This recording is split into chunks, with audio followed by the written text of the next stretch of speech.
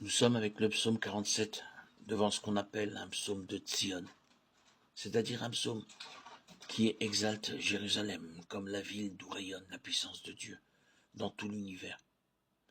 Tzion est un quartier de Jérusalem, le plus ancien, où David a fondé sa capitale et où se trouve encore aujourd'hui son mausolée, à quelques centaines de mètres du temple de Salomon. Le psaume appelle Tzion la ville de notre Dieu, sa montagne et le pôle du monde, joie de toute la terre. Dans ce psaume, Tzion est l'objet d'attaques par des rois étrangers. Mais Dieu les disperse par un tremblement qui saisit les ennemis, un vent qui souffle du désert. Le psalmiste souligne que ce vent est l'œuvre de Dieu, qui affermira Tzion pour toujours.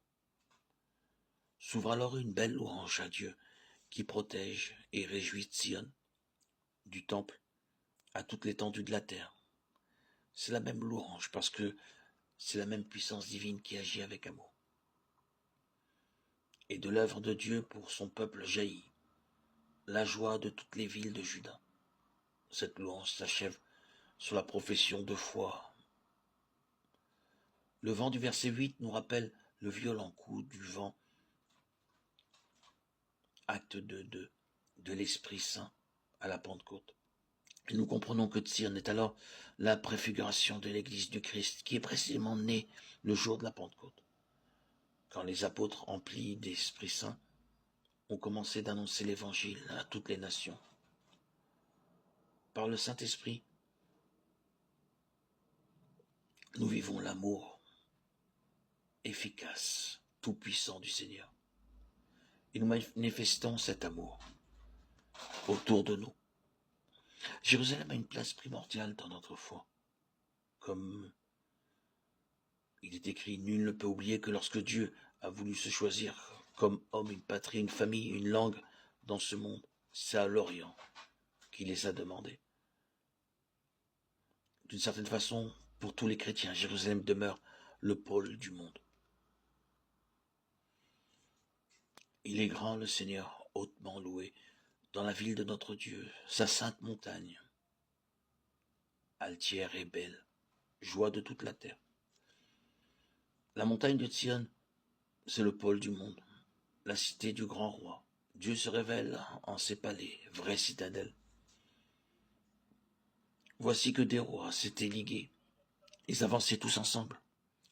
Ils ont vu et, soudain stupéfaits, pris de panique, ils ont fui.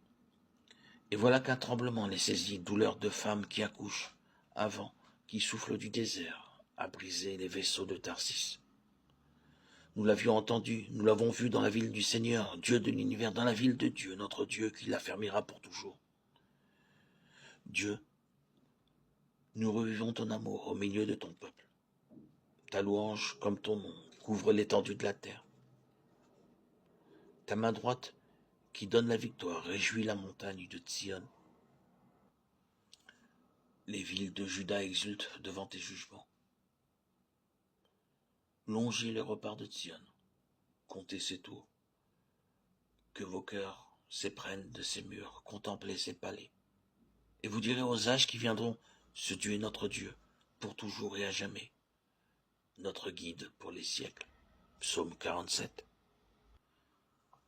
Quelle place est-ce que je donne à l'Esprit Saint qui est Seigneur et qui donne la vie dans ma prière et dans mon existence?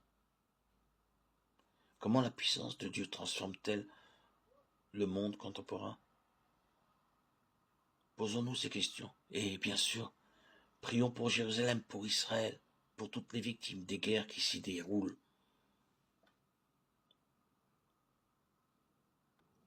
Et gardons l'espérance d'un monde meilleur, d'un monde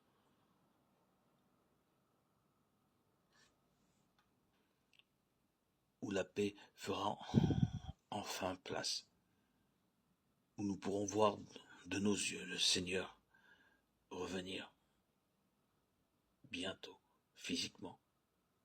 Gardez cette espérance, cette joie en nos cœurs. Ceux qui, en leur personne même, représentent l'espérance, ont besoin de signes d'espérance. Aujourd'hui, les jeunes, malheureusement, voient souvent leurs rêves s'effondrer. Nous ne pouvons pas les décevoir. L'avenir se fonde sur leur enthousiasme. Témoignons de notre foi vers ces jeunes qui se sont laissés attirer par les griffes de Satan, par les plaisirs de ce monde, les attractions